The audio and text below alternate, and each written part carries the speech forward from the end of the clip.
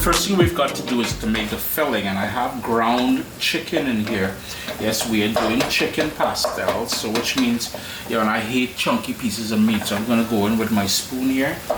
I'm going to just continue breaking this down. Because the chicken can be pretty lean, and we've got to add other ingredients in here, I've added about a tablespoon to a tablespoon and a half or so of olive oil, along with that ground chicken. Nothing else, ground chicken and olive oil. That's all that you're seeing here. And I really want to make sure this thing breaks down evenly.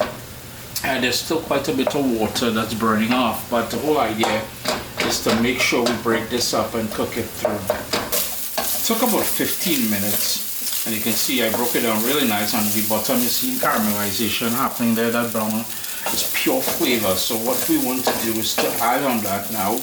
And let's be clear, ladies and gentlemen, this is not your mummies or your grannies or your uncle or nene or whoever chicken pastel. And let's also be clear, while this is my version of a chicken pastel, the sort of traditional way has always been using beef, but I find a lot of people are into the chicken pastel, so why not? I am going to add salt, and I'm not going to go too heavy with the salt because I am going to add, here we go, with some black pepper. I'm also going to add chicken stock in here, chicken stock. You notice flavor upon flavor kind of thing.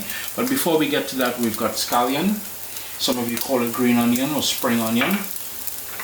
I've got some fresh thyme that I chopped up, and the full recipe will be available, printable, at caribbeanpod.com, so don't fret too much right now about that. Parsley. And I want tomato in there. That tomato is going to bring some, it's going to, you know, it has that sweetness, it has the acidity, and it's all about balance when you're cooking, right? So all I'm going to do now is bring all that together. But before I do, I've got some capers along with some of the brine from the caper. Obviously, there's going to be a few more things I want to add in here, but I'm not going to add it yet because I want to highlight those flavors later on. Just going to mix everything in, and that's going to help, you know, not only are we adding flavors, but textures will add body to the finished filling that we're making here. And this is something you can make in advance, keep it in your fridge, and once you're ready with the cornmeal to assemble everything, you know, you rock it at that point. But for now, all we're going to do, my heat is on medium low. I'm just going to cook this for about 3 minutes before I add my braising liquid. And I mentioned earlier, I am using chicken stock, so just be mindful that the sodium content in the chicken stock will play a part on how much salt you add in here. Also, that capers will have a brininess, a saltiness to it as well. Smelling absolutely incredible in the kitchen at this point. So what I want to do is add my chicken stock, and I made a mess on the stove there already. We're gonna bring that up to a boil, and we're gonna let that simmer for about 25 to 30 minutes. And in doing so, what's gonna happen, and earlier I mentioned I dislike, and I really made a mess here, I hate seeing spilled stuff. Yeah, I hate gritty or a chunky ground meat, whether it's beef, pork, chicken, it doesn't matter. What that's going to do is soften up that chicken. So even though you may see a few bigger pieces in there, because we're gonna turn my heat up, because we're gonna simmer it, that's gonna get nice and soft and tender, and you won't get that gritty texture on your teeth and your tongue, your palate later on when you're enjoying the completed pastel. It's been about 25 minutes on that sort of between a rolling boil and a simmer, and you can see most of that liquid has already evaporated, burnt off. So all that lovely chicken flavor is pronounced in there. And I know you were wondering, well, Chris, why did I almost say quit? Anyhow, pimento peppers, and I like adding these things at the end because I have maybe a couple minutes to go here. I'm just going to turn my heat down a little bit. A couple minutes to go, and I want these flavors to be pronounced. So I've got that pimento peppers, 2 pimento peppers, as you can see, an orange one, which is a ripe one, and a green one, cranberries, dried cranberries, and I gave that a rough chop. Now, a lot of people, they debate whether raisins belong in pastel, and I'm a huge fan of raisins in anything, any opportunity to eat raisins. Based in Canada over the years, I fell in love with dried cranberries. So along with that dried cranberries, I'm also going to add some raisins in there. And again, the reason for adding all of these things near the end here is because when I'm eating the pastel, the finished pastel, I want to be able to taste the pimento pepper, the cranberry, and that cranberry is going to have a sweetness and tartness, the texture and sweetness of that dried the raisins. And of course we need olives, yeah, with a little bit of that brine from in there. What I'm going to do is reduce the heat. I'm going to incorporate all those things together now, and I'm going to shut off the stove with the lid off, because what's going to happen is it's going to heat through, and a bit of the flavor from everything here will get into that chicken without losing. If we added the olives earlier and the pimento, any one of these earlier, what would happen is it would take on more of that chicken broth flavor, that chicken stock flavor, the chicken flavor, because after all, we are using ground chicken in there, right? So essentially that is why I'm only now adding it, and I'm going to, after I mix it, taste it for salt, adjust the salt, and of course shut the stove off. I gave it a good mix. I am quite happy with the flavor, the overall flavor of everything.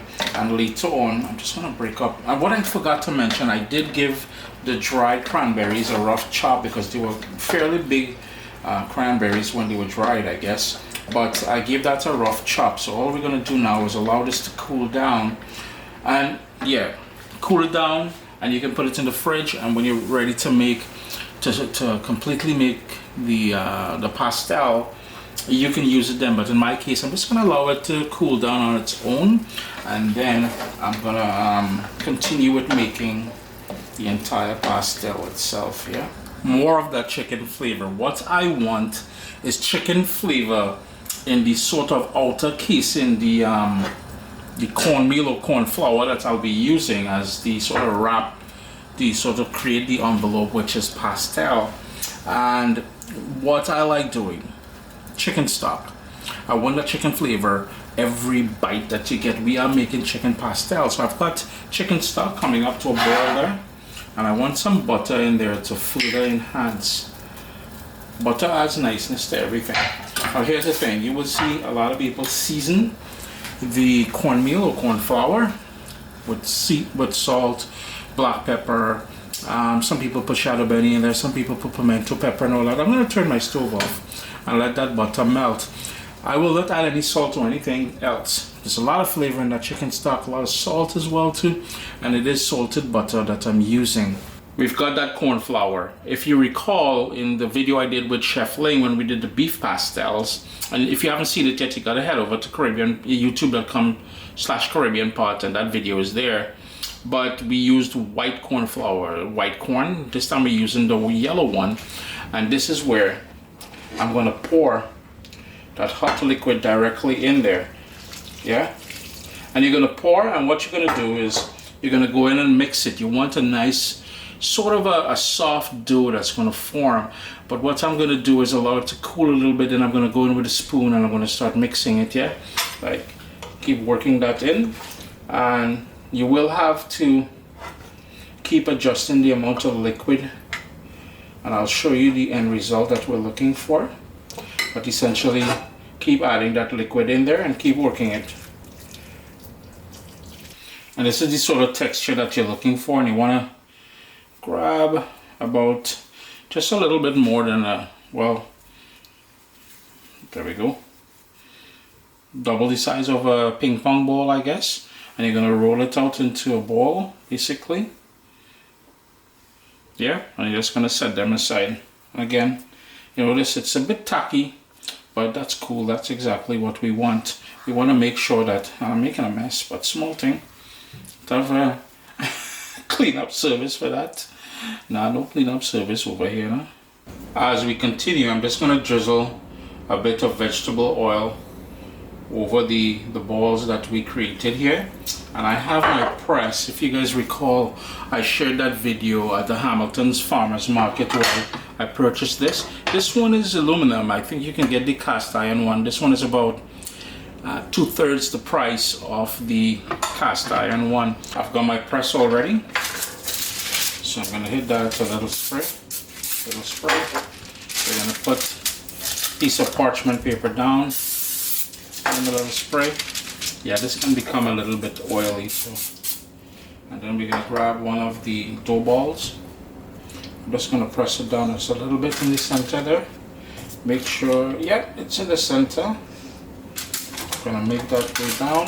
I'll press that down, and then like so, boom. It's time.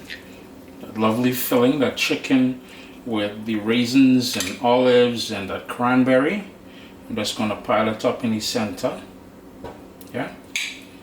And be kind of generous, you know, because every bite we want some of everything. Make sure you get the cranberry and everything in there, because again, Uncle Chris's version is different than your mommy's version. But I'm not hating. I'm not saying that she did it wrong. All I'm saying is, this is the better this is the better way to do it. Using the parchment paper as an aid, I'm just gonna work that over, tuck it down like so. Do the same side over here. Do the other side, I mean, like so. Then we're gonna bring this one over. Yeah. And then finally this one. You just want to make sure everything is cozy and tight in there. Just gonna pull that down. Just gonna tuck that like so. It is a bit of an oily job, as you can see, so I have to keep wiping my hands every time I do one. Just gonna shift things over just to make it a little bit easier for everyone to see. So we've got foil. Yeah, don't buy the dollar store foil, eh? Nah, a headache right there waiting to happen. We're gonna put a piece of that banana leaf down, and then we're gonna grab this baby here. Be gentle on the thing, man. Oh gosh, although I was roughing up the thing. And then boom, you're gonna hit him like that, and then you're gonna wrap it up. And this is the tip that Chef Ling left with us. So we're just gonna bring these two up. We're gonna work it down like so, and try not to go overly tight on it. And there you go. You've got a nice little package ready to steam. I'm just going to double this one over just a little bit more, just to make sure it's nice and sealed up in there. A lovely little package ready to go onto the steamer. So I've got my bamboo steamer going, and I have them, you can see water is boiling underneath there and the steam is rising. That's going to cook it. Now here's the thing, it's very important you pay attention to this one step. Regardless of the pastel that you're making, even if you're going crazy and you're making corned beef pastel, I don't know why people would do that, but it's really ridiculous. Anyhow, the one thing I want you to take away from this video is it's important that you steam the pastels. At no point is it touching water. At any point, the pastel, whether you wrap it in it doesn't matter how you wrap them. If they're sitting in water, essentially you're boiling them. You're not steaming them. You will get a different texture, different flavor. It may bleed out or seep out into that water. Yeah, steam them. Now if you don't have a steamer basket, this is a bamboo one, and all Asian markets tend to have them. There are metal ones you can buy as well online. Everywhere has metal steamers you can buy as well. If you don't, what you can do is roll up and squinch up, or whatever the word is, foil, and you create a sort of a layer on the bottom where the water would sit, but the foil would be higher up than the water level. Place them on top of that. This way it never touches the water. Again, water touch the pastel, you're boiling them. You really want to steam them. Look at the action again here. You see, steam. Notice, steam, right? 25 to 30 minutes, depending on how thick you make them, and they're done. Just out of the steamer, well, a couple minutes now. You gotta allow it to cool down a bit, or Yeah, steam escape, burn your hand. No, Uncle Chris ain't trying to get all it to get that into that problem. But look at that. Yeah? I'm just gonna open it up so you all can see the steam coming out there and all that niceness. So let me try that piece. I might burn my mouth, you know, but I'm risking it just for all, yeah.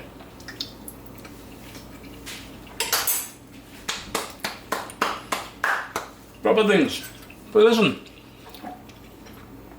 I might want a little pepper sauce on that. Yeah? Chris here, CaribbeanPot.com. Let me go in so you guys can see it. Always a pleasure having you all in the kitchen with me. We made chicken pastel, a little bit different than how your mommy. And I'm telling you, boy, even the cornmeal on the outside here, just plain thing. With that chicken stock and butter. Proper things. A little late for the holiday season, but still. And that is my homemade pineapple scotch bonnet pepper sauce. Anyhow, give this one a try. Make it all year. We need to wait till Christmas. My mouth full. Mommy will be watching and saying, boy, why are you talking when your mouth full? Chew and then talk. Give it a try, man. It's real nice. Yes, I know proper things. And the thing about the chicken, because we cooked it in that chicken stock, it's nice and tender. It's not, I told you all, I don't like gritty or grainy meat. Real nice.